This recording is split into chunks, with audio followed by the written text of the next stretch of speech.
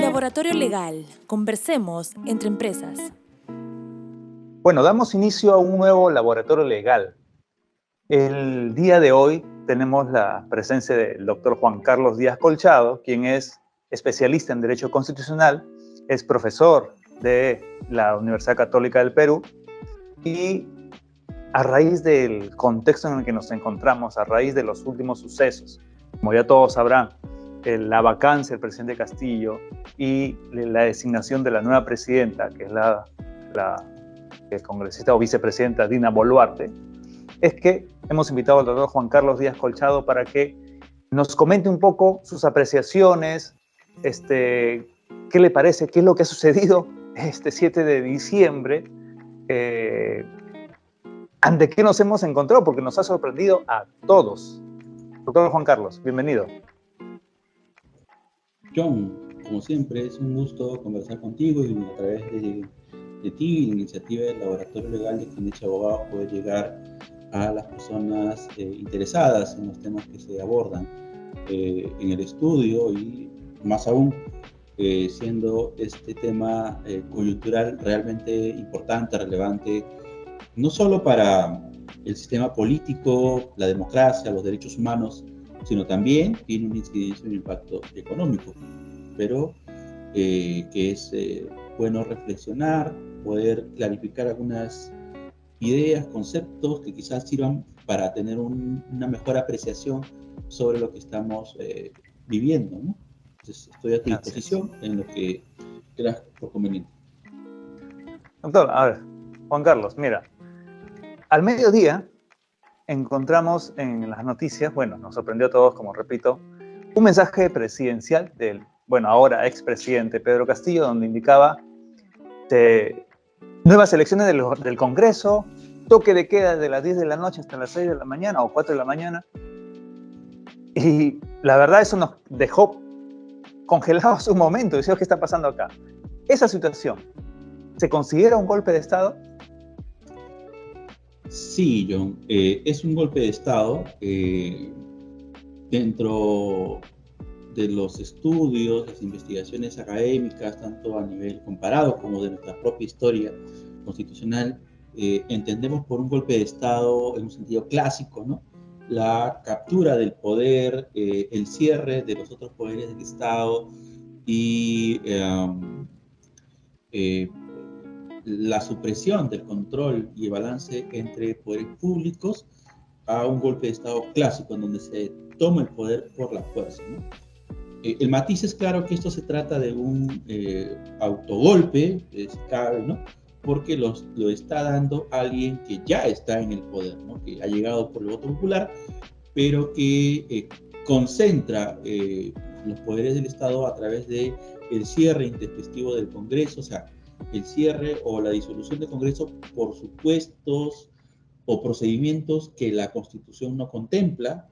Nota a pie de página, la Constitución sí contempla la disolución del Congreso, pero hay supuestos específicos que tienen que respetarse. Si no, fuera de esos supuestos, estamos frente a una disolución o cierre del Congreso inconstitucional, ¿no? Entonces, esto que hemos escuchado el día 7 de diciembre, al mediodía, este mensaje a la nación, es claramente un autogolpe de Estado, ¿no? Porque el presidente, como bien lo señalabas, para cerrar esta idea, disculpa que te haya cortado, ¿no? Dispuso la disolución, cierre del Congreso y además la reorganización del sistema de justicia, cerrando pues todas las instituciones, Corte Suprema, Tribunal Constitucional, Junta Nacional de Justicia, Ministerio Público, y además creo que también la Defensoría del Pueblo, y además no invocaba a que las Fuerzas Armadas y la Policía Nacional hicieran o asumieran el control del orden interno, y decretaba también de manera inconstitucional un toque de queda, ¿no? ¿Por qué? Para acotar la idea, ¿no? Para que todos lo tengamos claro. El toque de queda, en buena cuenta, es una restricción de nuestro derecho a la libertad de tránsito, ¿no? Y a la libertad personal, en la medida en que supone no transitar libremente por el territorio desde el horario que se había dicho, ¿no? 10 de la noche, 4 de la mañana. ¿Y por qué digo que es inconstitucional o era inconstitucional este toque de queda, ¿no? Porque la única manera contemplada en la Constitución para establecer restricciones de este tipo al derecho a la libertad de tránsito, a la libertad personal, están dados por los estados de emergencia, ¿no? Que están regulados en el artículo 137 de la Constitución y que están contemplados o previstos para hacer frente a circunstancias que afectan gravemente la vida de la nación. Bueno, esa es la retórica constitucional, ¿no? Pero en buena cuenta, desastres naturales, con, digamos, alta conflictividad social o el caso de una guerra exterior, ¿no? Con otra potencia extranjera.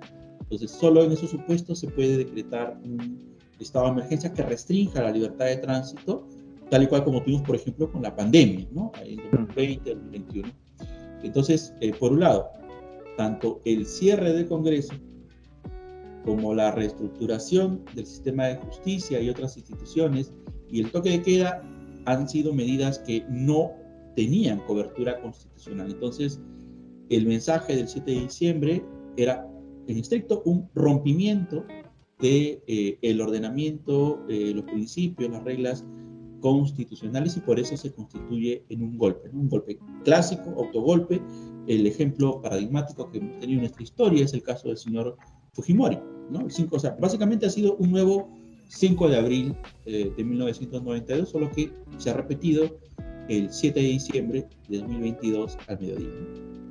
Claro, pero si hacemos una comparación, el 5 de abril del 92, pues salieron las Fuerzas Armadas inmediatamente a intervenir los congresistas. Fue todo una, digamos, una secuencia de hechos, o simultáneamente se hicieron las acciones por parte de las órdenes del Ejecutivo, ¿no?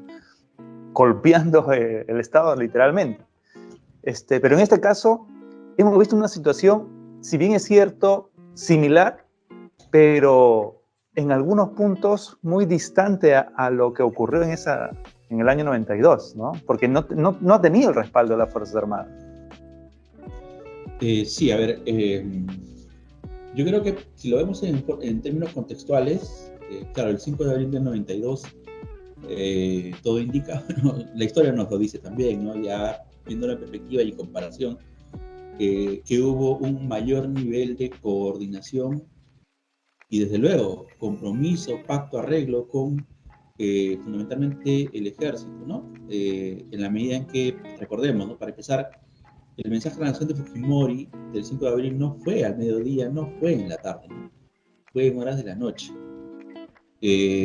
pasada creo a las 10 de la noche, y en el interín que Fujimori estaba dando el mensaje a la nación, se desplegaban, ¿no? Las Fuerzas Armadas para tomar, ¿no? El Congreso, la sede de la Corte Suprema, la sede del Tribunal de Garantías Constitucionales, la sede del Ministerio Público. Las tarjetas salieron. Bueno, también hay que tener en cuenta que contextualmente eran situaciones un poco muy distintas, ¿no?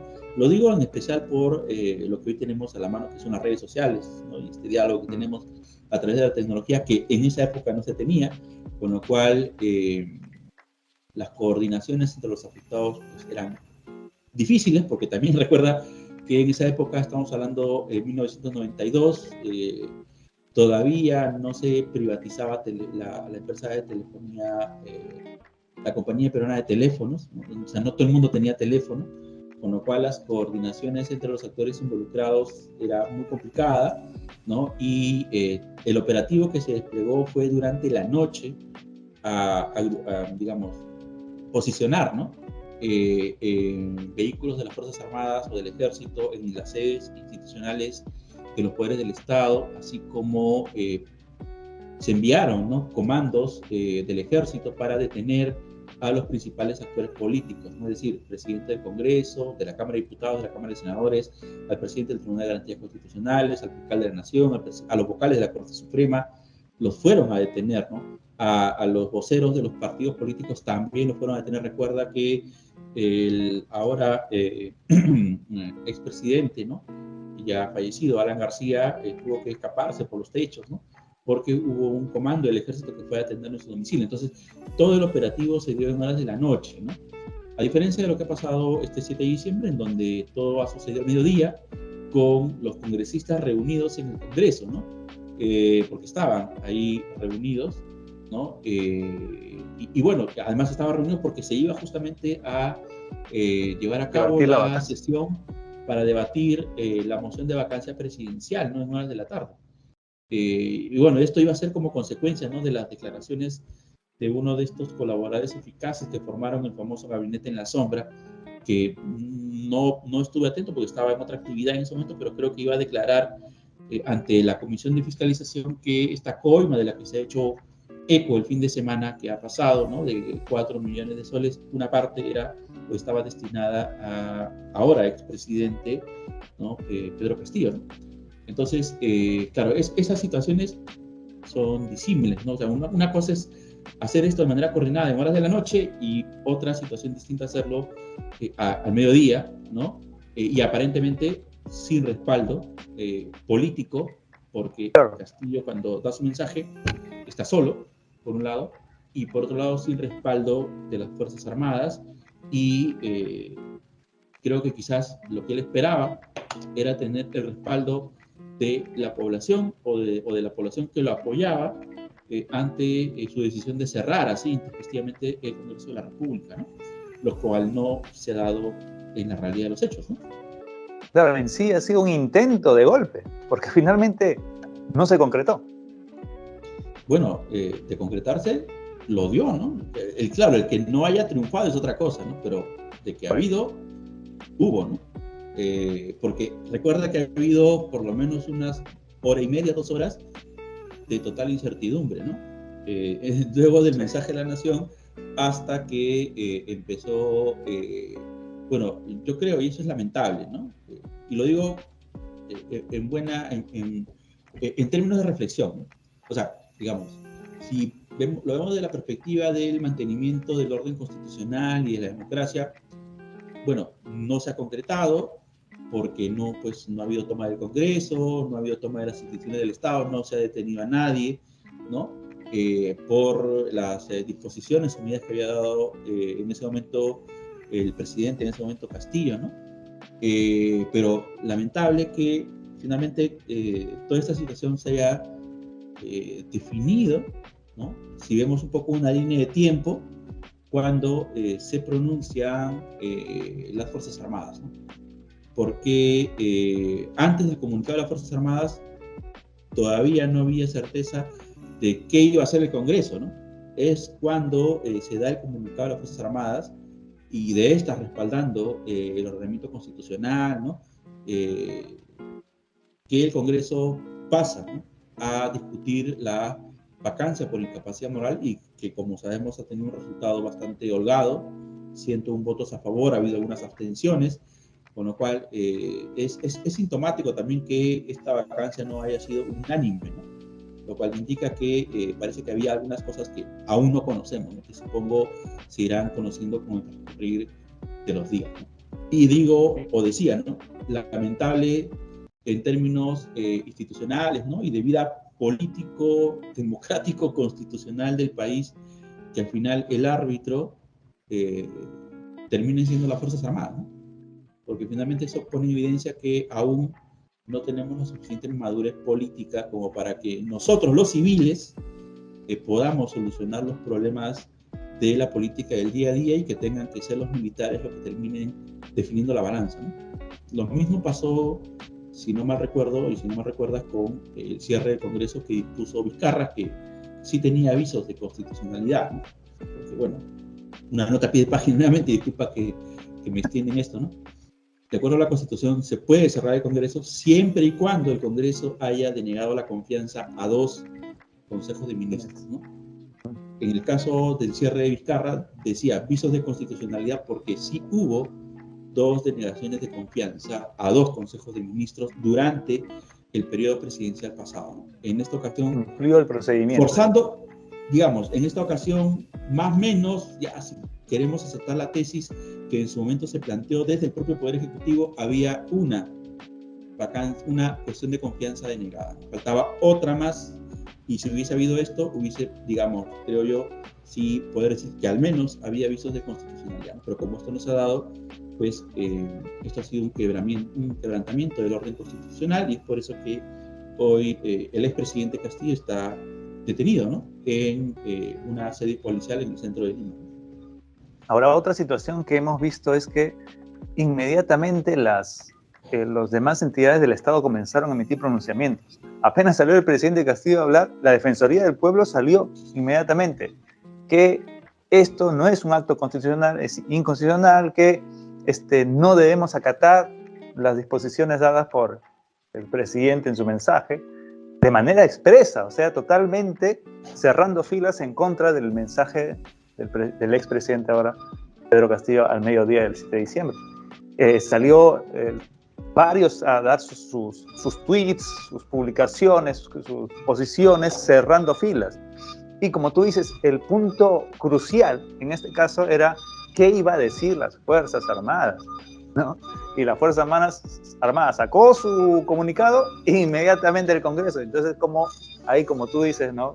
¿Cómo vemos que aún las Fuerzas Armadas, o la posición que vaya a tomar las Fuerzas Armadas, es determinante aún en la decisión del Congreso, o ya el procedimiento a seguir en sí? Ahora, sí. Respecto a esto, ya, bueno, ocurrió lo del expresidente, ya se votó la vacancia, 101 votos a favor, ya, vacado. Se ha nombrado, se ha juramentado a la nueva presidenta, la señora Dina Boluarte, y bueno, en su mensaje ha sido, digamos, como para calmar las aguas, ¿no? Buscando el consenso, diciendo que efectivamente ella también sacó su publicación o su tweet inmediatamente y diciendo que no estaba de acuerdo con el golpe o el quebrantamiento del orden constitucional. Pero ¿qué nos depara ahora? O sea, en el panorama constitucional, ¿qué es lo que seguiría? Bueno, mira, hay que recordar que la Constitución establece que si el presidente de la República, ¿no? No puede ejercer el cargo por algún tipo de impedimento, como en este caso es la vacancia, ¿no? Por incapacidad moral, asume quien ejerce la primera vicepresidencia y en defecto de esta, la segunda, ¿no? Vicepresidencia, como sucedió con Vizcarra, ¿no? Y bueno, correspondía, pues, ¿no? Que la señora Boluarte asuma la presidencia de la República para seguir la línea de sucesión presidencial que establece el artículo 115 de la Constitución.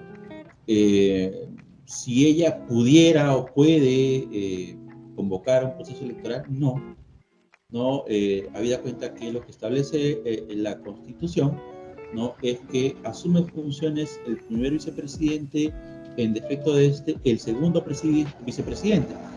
Y si ambos no pueden, es el presidente del Congreso el que asume la presidencia de la República, como sucedió con Francisco Sagasti, ¿no? Y bueno, asumiendo el presidente del Congreso la presidencia de la República, ¿no? Sí tendría que convocar de inmediato a elecciones, ¿no? Entonces estamos todavía en el estadio de que tenemos un vicepresidente, una vicepresidenta en este caso, que podía asumir el mandato presidencial, y bueno, ella lo tiene que asumir y tendrá que estar, al menos en términos formales, lo que resta del periodo presidencial, ¿no? Hay una corriente de opinión, ¿no? Hay un sector de la población que pide, ¿no? Que se vayan todos, pero para que eso suceda, pues, tendrían que suceder dos cosas, ¿no? O que se promueva, ¿no? La vacancia de la señora Boluarte como presidenta de la República, que ella renuncie, con lo cual daría pie a que asuma el presidente del Congreso de la República, y el presidente del Congreso de la República, sí, al menos de lo que establece el artículo 115, tiene la obligación de convocar inmediatamente a elecciones generales, ¿no? Y la presidencia como Congreso. ¿Cómo? Convocaría elecciones tanto de Poder Ejecutivo como de Legislativo. Debiera hacerlo porque tenemos el antecedente del año 2000, ¿no? O la otra alternativa, ¿no? Es que la presidenta, ¿no? Dina Boluarte ahora, ella plantea un proyecto de reforma constitucional al Congreso de la República para que se introduzca una reforma, o sea, una disposición transitoria, y que en esta disposición transitoria se establezca el acortamiento del mandato del presidente y de los congresistas y que se proceda a la convocatoria a un proceso electoral. Esas alternativas tenemos, ¿no? Pero de acuerdo a las declaraciones y todo, parece que ella tiene el objetivo de culminar el mandato hacia el 2026. Entonces, lo que viene a continuación es que ella tiene que designar en el transcurso de hoy o mañana a un nuevo presidente del Consejo de Ministros. Este presidente o presidenta del Consejo de Ministros que sea designada, en coordinación o en consulta con la presidenta, tendrá que designar a nuevos ministros de Estado, jurarán y dentro de 30 días tendrán que presentarse al Pleno del Congreso para exponer su política general de gobierno, ¿no? Claro. Entonces, el camino a seguir, entendiendo el contexto en el que estamos. Así que la presidenta ahora, Dina Boluarte, ha dado los visos o ha dado a entender que ella se va a quedar hasta el 2026. Entonces, ahora tiene que conformarse el gabinete, ¿no? Como tú indicas. Así que, estando a ello, también hemos visto pronunciamientos, por ejemplo, de los profesores de Derecho Constitucional de la Universidad Católica del Perú. También han emitido un pronunciamiento al respecto, ¿no? ¿Ahí qué nos puedes comentar? Sí, bueno, a ver, un poco tras bambalinas, ¿no? Sí, cuando sucedió bueno, en realidad te comento, el contexto es que todos acá en la Universidad Católica estamos cerrando ciclo académico, entonces estamos tomando exámenes. Entonces, a la mayoría de nosotros nos ha sorprendido, como a todos, ¿no? El mensaje y este mensaje de cierre del Congreso en plenos exámenes. Y bueno, hemos coordinado para sacar este comunicado que decimos o invocamos, ¿no? A que se ponga en cuestionamiento esas medidas que había dictado Castillo y se proceda a restaurar el orden constitucional democrático siguiendo los cauces constitucionales, que es en realidad lo que ya ha venido sucediendo, ¿no? Entonces, el comunicado, creo, nuestro salió a un golpe de 2 de la tarde, ¿no? O sea, cuando estaban, creo que, en proceso de votación de la moción de vacancia, ¿no? Que finalmente fue aprobada por 111 votos. Entonces, ahí hemos tomado una posición, ¿no? Institucional de defensa y protección del ordenamiento constitucional. Bueno, la protección es quizás mucho, ¿no? Pero sí de defensa o de cuestionamiento de estas medidas que claramente era arbitraria, ¿no? Claro. Ahora, ¿qué posición, para tu opinión, o en qué posición se encontraría el ex premier Aníbal Torres, ¿no? Porque Aníbal Torres aparece cuando ya detienen al expresidente Castillo, él aparece a su lado, ¿no? No, al parecer como abogado, aunque por ahí se ve noticias de que no estaría detenido.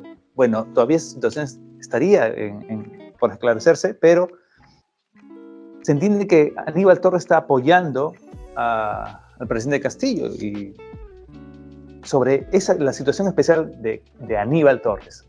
Sobre eso, ¿qué comentario merece? Bueno, a ver, yo creo que se pueden resumir varias perspectivas, ¿no? Entiendo que él ha estado en Palacio de Gobierno, ¿no? Entonces habría que evaluar cuál ha sido su rol, ¿no? En la decisión del expresidente Castillo. Si ha sido, pues, parte del proceso de toma de decisión, entonces eventualmente podría ser incorporado. Bueno, ya esto escapa a mi ámbito de conocimiento, porque como tú sabes no soy penalista, ¿no? Pero quizás podría ser incorporado en esta investigación que se va a iniciar como cómplice, ¿no? Y ahí hay un problema porque, bueno, nuevamente, no soy penalista y no sé si hay este delito, ¿no? De golpe de Estado, no lo recuerdo. La Constitución establece claramente que el presidente incurre, ¿no? En una infracción constitucional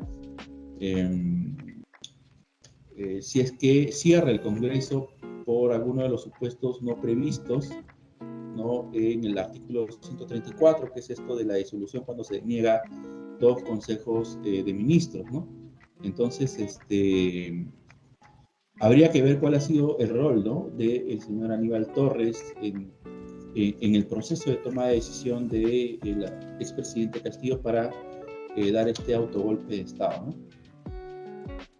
No tenemos evidencia, indicaciones o noticias que den cuenta de que haya sido parte de esa toma de decisión, entonces quizás habría que entender que está actuando como abogado, ¿no?, del presidente Castillo, de modo tal que estaría ejerciendo su defensa, ¿no? En esa perspectiva, cualquier persona, sea por el delito que haya incurrido o los hechos que haya cometido, tiene derecho a una asistencia legal, ¿no?, a una asistencia técnica. Jurídicamente creería que si ese es su rol como abogado de defensa, estaría actuando dentro de lo que le corresponde como a cualquier abogado, ¿no? Fujimori lo tuvo con César Nagasaki, y Castillo, evidentemente, o el señor Pedro Castillo también tiene derecho a contar con un abogado, ¿no? Ahora, desde la perspectiva política, bueno, podemos tener opiniones muy distintas, ¿no?, que creo que no me correspondería por ahora evaluar, porque creo que faltan elementos de juicio para evaluar el grado de participación de Aníbal Torres en los hechos en concreto, ¿no? Objetivamente hablando, pareciera que está actuando como abogado, y si es así, creo que hasta ahí, si lo vemos desde esa perspectiva, estaría cumpliendo un rol que le corresponde, ¿no? Toda persona acusada de un delito tiene derecho a tener una defensa, ¿no? Y ahora la otra situación complicada es la que se viene también con los ministros. Claro que los ministros inmediatamente también, la mayoría de ellos, cerraron filas, renunciaron, inmediatamente tomaron conocimiento de este hecho.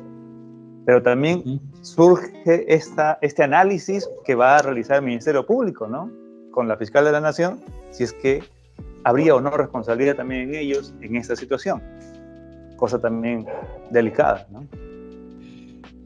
Sí, pero a ver, a esto hay que tener presente que la Constitución establece que en su artículo 120 no son nulos, y estoy leyendo, ¿no?, los actos del presidente de la República que carecen de representación ministerial, ¿no? Objetivamente viendo los hechos, a diferencia quizás de mensajes que hemos visto, ¿no?, en los últimos días de Pedro Castillo, en donde él salía, ¿no?, y atrás estaba todos en pleno su Consejo de Ministros, una clara señal de respaldo a la decisión o al contenido del mensaje. En esta ocasión él ha salido solo, ¿no? Y es más, si no mal recuerdo, porque creo que vi las imágenes, no tenía la banda, creo, no lo recuerdo. Es un tema simbólico, pero no lo recuerdo bien, ¿ya? Entonces, esta decisión parece que se ha tomado de espaldas o sin el concurso del Consejo de Ministros. Entonces, el acto del presidente, si nos atenemos a lo que establece el artículo 120, sería nulo, ¿no? Ahora, los ministros son pasibles de responsabilidad, sí, siempre y cuando convaliden, confirmen con su voto en sesión de Consejo de Ministros los actos del presidente de la República, ¿no? Por eso el artículo 128, y voy a leer por ello, ¿no?, dice: los ministros son individualmente responsables por sus propios actos y por los actos presidenciales que refrendan, ¿no? Todos los ministros son solidariamente responsables por los actos delictivos o violatorios de la Constitución o de las leyes en que incurre el presidente o que se acuerde en consejo, aunque salven su voto en consejo, a no ser que renuncien inmediatamente, ¿no? Entonces, al haberse dado esta suerte de efecto dominó de renuncias de los ministros, pues ellos, creo yo, no debieran de tener responsabilidad por esta decisión del expresidente de dar este autogolpe de Estado.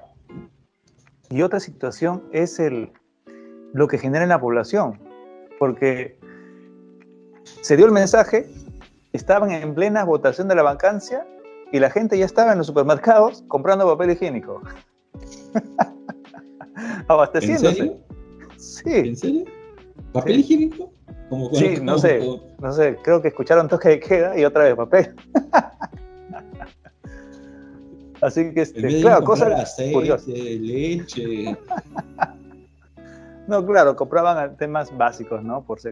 En el temor de que suban los precios por esta inestabilidad. No, pero sí se disparó el dólar. Se disparó el dólar, sí. Escuché que se había disparado, ¿no? Claro, porque se genera puesto esta incertidumbre y claro, al incrementarse el precio del dólar todo sube automáticamente, ¿no? Sí, así que... Sí, es que justamente esas son las consecuencias económicas de las crisis políticas, ¿no? Y si quiero que podemos compartir esta impresión, ¿no? Sabemos que los precios de los productos de primera necesidad o de la canasta básica familiar se han ido incrementando de manera muy sostenida en el tiempo, no solo desde la pandemia, pues claro, con la pandemia se disparaba más, ¿no? Pero estos incrementos vienen desde un poco antes, ¿no? Y esto es por la permanente situación de crisis política que vive el país, ¿no? Porque genera mucha incertidumbre. Y al haber incertidumbre sobre quiénes son los tomadores de decisiones dentro del Estado, eso tiene repercusión, evidentemente, digamos, el índice de precios, el flujo de capitales, las decisiones de inversión, ¿no? A largo plazo, mediano plazo. Y es por eso que pues, se incrementa. Claro, ¿no? es todo el efecto que genera una crisis de este tipo, ¿no? Y que no es la primera. Claro. O sea, hemos Claro, estado y que al final, eso es lo más paradójico, ¿no? Porque lo padecen, aunque suena un cliché, ¿no? Pero los más vulnerables, ¿no? Porque es verdad, o sea, al haber un incremento de precios, por ejemplo, para poner un ejemplo sintomático, ¿no? O sea, hoy en día, no sé, creo que el pan está 4 por un sol, ¿no? Cuando hace 2 años atrás estaba 10 por un sol. Claro, es un aumento, pero o incremento. Brutal. Claro. Así es. Entonces, 25 claro, centavos, de 10 centavos, de céntimos a 25 céntimos, es más del doble. Claro, o sea, claro, una familia que está en el sector D o E, ¿no? Y que por lo general son los sectores que tienen familias numerosas, ¿no? De 3, 4 hijos, ¿no? Quizás podían con solo comprar sus 10 panes y normal, se llenaban, ¿no? Y paliaban con eso quizás parte de su canasta básica familiar. Hoy, ya pues, cada uno comía 2, 3 panes, hoy con lo mismo solo comen un pan, ¿no? Sí, bueno. Afecta de todas maneras. Claro. Bueno, Juan Carlos, ya concluyendo este laboratorio, que es muy interesante y más que nada coyuntural, Sí. ¿Qué mensaje darías a todos los que nos escuchan, estudiantes, empresarios, docentes, profesionales, respecto a esta situación desde tu punto de vista? A ver, yo creo que son mensajes diferenciados, ¿no? Porque no todos estamos en la misma posición. En relación con, creo que un mensaje general para todos es estar atentos a lo que sucede en el sistema político, ¿no? Mira, yo también soy parte quizás del problema y lo que pasa es que, claro, sabemos que la política tiene sus problemas y nos retraemos, ¿no? No digo que tengamos que ir a ser candidatos o candidatas, pero digamos, hay que tener una suerte de militancia por la democracia y por el respeto a los derechos humanos, ¿no?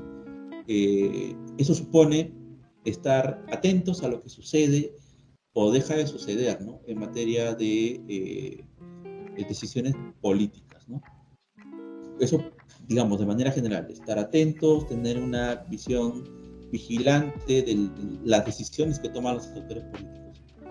Ahora, diferenciadamente, en relación con los empresarios, bueno, hay una sinergia lamentable, ¿no? Entre, no digo todos, pero un sector del empresariado y la corrupción. Es un binomio público-privado muy pernicioso. Tú lo sabes, estás involucrado en el ámbito de la defensa corporativa, ¿no? Y sabes que hay de todo en el ámbito corporativo, ¿no?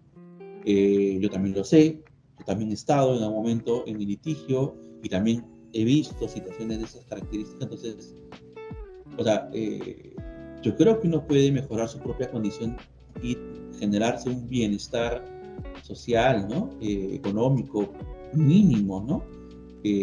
Con trabajo honesto, el tuyo a través del estudio, nos conocemos de años, ¿no? Es posible. Claro, no vamos a vivir pues en la opulencia, pero sí vamos a tener al menos las necesidades básicas, elementales cubiertas, ¿no? Y entonces la pregunta es, ¿para qué más? O sea, también no hay que ser demasiado ambiciosos quizás, ¿no? O sea, si uno puede hacer fortuna, hay que hacerlo, pero con medios legítimos, ¿no? Entonces, por ahí, hacia el empresariado, a no incentivar y a no dejarse presionar por situaciones que puedan llevar a la corrupción, ¿no? Porque, ojo, existen corruptos porque hay corruptores, ¿no? Así de sencillo, ¿no? En relación con estudiantes, en general, pues igual, a tener una mirada atenta a lo que pasa en la vida política, y no solo para los que estudian Derecho, sino en general para quienes estén involucrados en cualquier tipo de carrera profesional universitaria o técnico superior. No todos y todas estamos involucrados en este sistema político, y lo que sucede en ese sistema político y sus crisis continuas y permanentes nos termina afectando a todos, ¿no? Y a todas. Para ponerlo en blanco y negro, creo que para quienes no sean abogados o abogadas, porque creo que en esta situación de crisis somos los que más nos beneficiamos, porque hay casos, ¿no? Pero para quienes no lo son, ya comentábamos, ¿no? Una situación de crisis política genera incertidumbre económica. Generando incertidumbre económica no hay flujo de capital, no hay inversión, y con lo cual el sistema económico se paraliza, y al paralizar el sistema económico, las posibilidades de encontrar un trabajo o las oportunidades de empleo se reducen significativamente, lo que tiene una consecuencia en que la tasa de desempleo se incrementa, ¿no? Como que de hecho está incrementándose, ¿no? Entonces, hay ahí esa ligación, y por eso es que en realidad la democracia requiere compromisos, ¿no? De diferentes niveles, de diferentes tipos y diferentes intensidades, ¿no? No hay que estar, no digo que hay que ser candidatos, candidatas, pero sí ser vigilantes, ¿no? De los actores y actoras políticas, ¿no? Es un compromiso de Eso todos, sería, finalmente. así es, amigo. Y no solo de la democracia, sino esencialmente de los derechos humanos, ¿no? De todas y de todos, ¿no? Así es. Así que, bueno, haciendo un paréntesis, esta situación sui generis o muy raro vez vivida por la población, pues también nos sirve de aprendizaje para ver la situación actual, ver la historia que hemos tenido detrás y ver cómo queremos vivir hacia adelante, porque los que vienen adelante son nuestros hijos, nietos, las futuras generaciones, van también a pasar de repente por situaciones similares, pero esperemos aprender nosotros para que las futuras generaciones sean mejor que nosotros, ¿no? Así que como tú dices, ¿no? La democracia, la protección de derechos humanos fundamentales es una labor de todo, y todo estar vigilantes, no ser como ajenos a la situación o a la realidad. Así que, Juan Carlos, la verdad un placer haberte tenido en este laboratorio. Gracias por tu tiempo y no sé, muchas gracias. Espero volvernos a ver ya presencialmente pronto. Y será con todos hasta un nuevo laboratorio. Gracias a todos por estar conectados, por sus comentarios. Si tienen comentarios, preguntas, háganosla llegar. Gustosamente la atenderemos. Y ya saben, será hasta un nuevo laboratorio legal. Gracias, Juan Carlos. A ti, yo, muchas gracias, y gracias al estudio Quineche Abogados. A tu disposición para otra ocasión. Cuídense todos. Gracias. Nos vemos.